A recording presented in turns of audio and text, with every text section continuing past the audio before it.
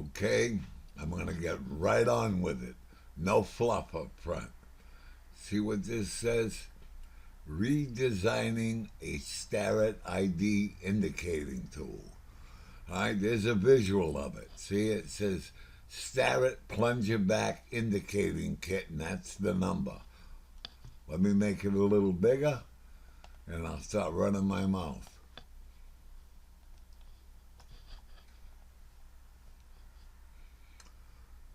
I got one of these. I bought one of these many moons ago. All it does is gather dust. You know, Starrett, one hell of a company, makes some wonderful shit. They they didn't, they didn't hit this one out of the park. This is useless as tits on a bull.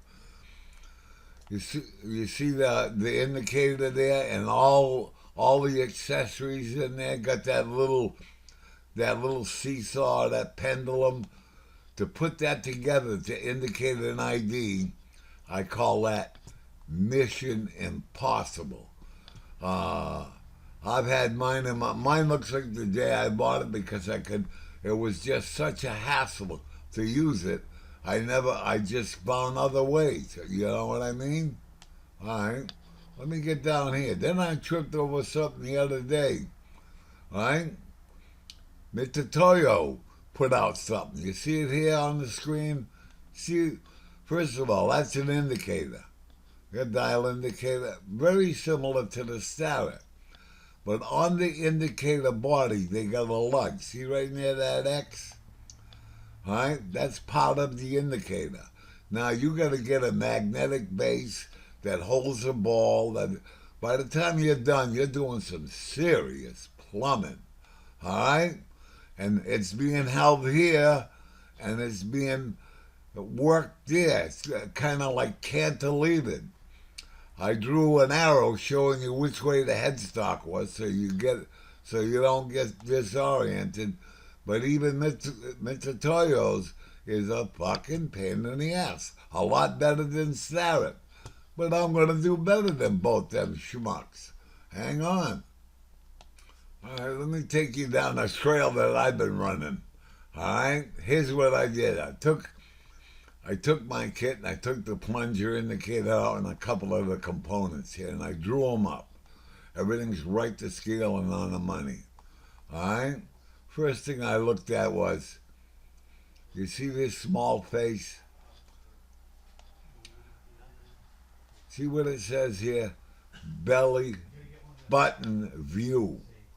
When you set that up, there's no way that all that thing does is look right into your belly button. You can't put it in another position. You understand? So now, even if you do hook it up, now you got to get down low and look at this tiny little plunger indicator. Already a piece of shit. Already you got a lot of time invested in it. I'm showing you some of the mechanism here, all right? All right? All right? So I decided to make one, and here's what I come up with. Took a standard half-inch travel indicator. See what this says? Operator's view looking down. He's looking down on top of that. It's not looking into his belly button. He's looking down on top of it, standing up. Wow, what a treat. Standing up, indicating in a four-jaw chuck. All right? I decided, obviously, I got to change the tip on it. A flat tip, right? So it rides on that ball or the sphere. Here's the original tip. That's what it looks like. All right? Now let me take you over here. I'll show you where I'm going.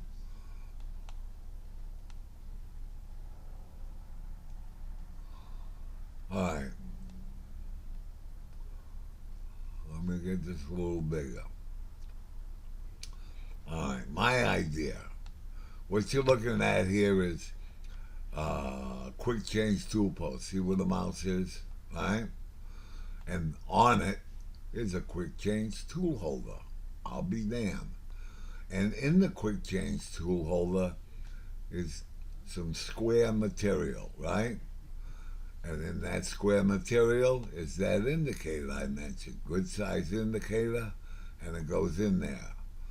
As part of the total assembly, you can see how this mechanism will work. By the way, this dog bone or seesaw goes in further than the Starrett and the Mitutoyo, so you got a little more out of it. Obviously when this goes up and down like that, this side moves the indicator up and down, and you get a reading on what the hell you're doing. It's the spheres are dead symmetrical from that pivot point. See that pivot point? Same distance from here as it is to there. Okay. I like what I did so far. I'm happy with it. But now my biggest concern was, how do I get this sphere on the lathe axis, dead center line? How do I do that? I see guys wing it. Well, how do you know where that is? I'm going to tell you how I'm going to get it on center. All right? All right, let me show you this. Let's start here. You see this thing can be moved with the cross slide. You can move it in, or you can in towards the operator, or out away from the operator. That's the only way that can move. All right? It doesn't move up and down. What moves it up and down and get it on center is the quick change tool post. You got an adjustment to lift it up or let it down. You see it? It's adjust the up and down movement using the quick change tool post. I got a little visual here. All right? Hang on, I'm getting there. Let me show you what I'm going to make. I'm going to make a unit and put it in the kit for anybody that buys the kit, and they can use it. Unless somebody's got a better idea, I'm down with it. You see this here? This is a 1-inch diameter. It's steel, and it's got a 3/8 slot in it, which is wider than the sphere. You see it? The sphere is a 1/4 inch. The slot is 3/8. Okay? You can see. Okay, now we take this thing, turn it 90 degrees. Here's what it looks like. All right? And this is, see what the mouse is? That is the center line of the lathe. Because what you're going to do is you're going to put this piece in a 3-jaw chuck or a collet. You're going to, in other words, you can have that running within 2 to 4 thousand, still be real accurate, right? All right, now the trick is to put this sphere on that center line. I'm showing the center line here, and I'm showing this center line. Let me do this. I'll just do this. See that center line? That's on the center line. All right. I'm going to show you that right here is the height of the ball. We're going to machine this. See it there? That's the height. Just touches the ball, it touches tangent to the ball. All right. Now, you see this? This is another piece of round steel. 1-inch diameter, same size stock. I'm going to put that down on that line.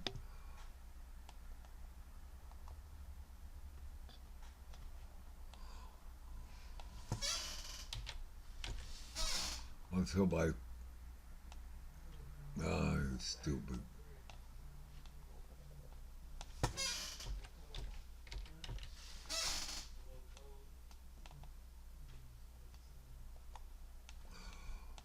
Alright, now why did I do that? I'm going to tell you, you got a slot in here. You're going to move that inside the slot, lower than this, and you're going to bring it up using the tool post, right? And you're just going to touch there, right? There's many ways we can do this. I'm going to go from Mickey Mouse to a little more elaborate, all right?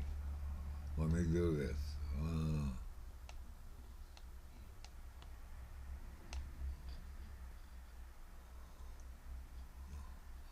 This is going in that slot, not all the way, just midway, and it's going to try and lift. You see it? Up and down. All right, I'm taking this thing here, this piece, which is held in a chuck or a collet, whatever, and I'm going to turn it 90 degrees. That's how it looks that way. You see it? All right? It's got the 3/8 slots here, and it's got the 1/4 inch ball, and it's got that height. Right? So let me do this. I'm going to put the ball in the slot. I think I got the right distance.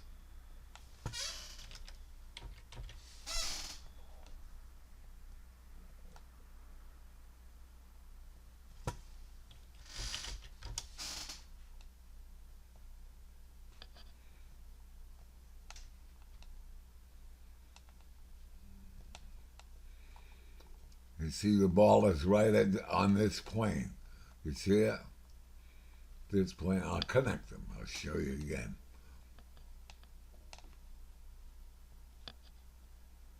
You see it? That's the plane. Let me connect. All right, anyway.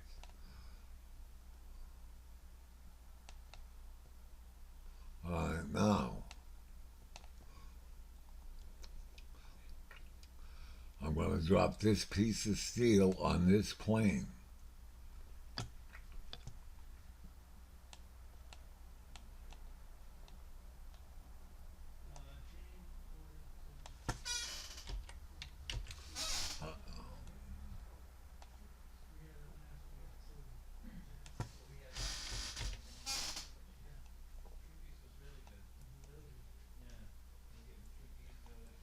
All right, now, the goal of this, that goes right on that plane, sits nice and flat.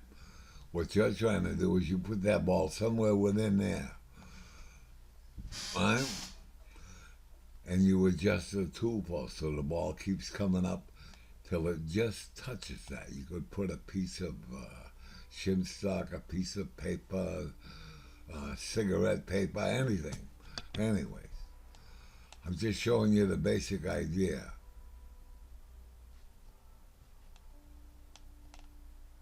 What am I doing? All right, now we're going to get a little more elaborate because I know you got questions. Looking at that same view, that could be turned 10, 15 degrees. How do you know how are you going to get it flat? Here's what you're going to do. You're going to take this piece of flat stock, 1/4 inch, a 1/4 by 1 or something that fit right on there. Let me drop it on there and I'll show you what you're going to do.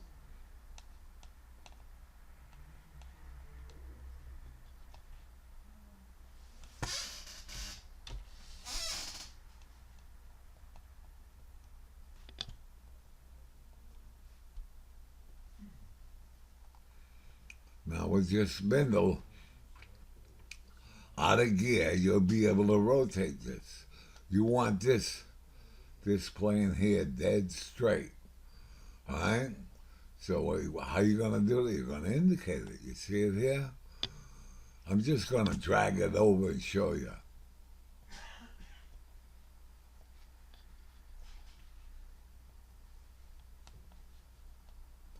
You're going to come over here. Let me get it up. You're going to come over here and you're going to indicate along here. All right? Until you get it straight. All right? Now that you got it straight, you're going to get rid of that. And you got this indicator you got on a magnetic base. What you're going to do is drop this on there because you got it. I'm supplying it with it.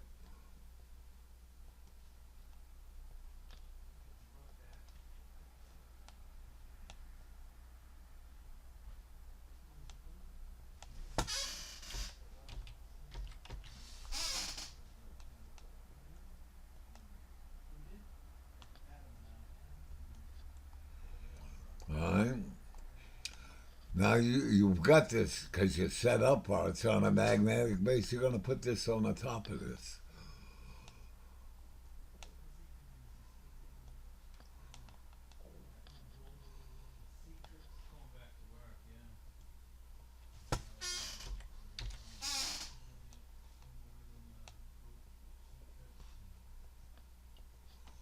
All right, this plane straight. The indicator's on there. Now you bring the ball up under here, and you keep adjusting gently until, you preload the indicator. The minute that moves, you know that ball is touching that. You're home. You understand? How do you like them apples? All right?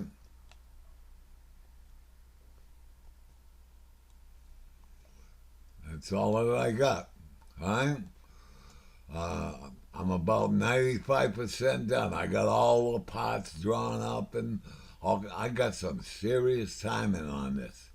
This is well, let me elaborate a little more. What you're going to do with this is you're going to leave it dedicated. Once you get that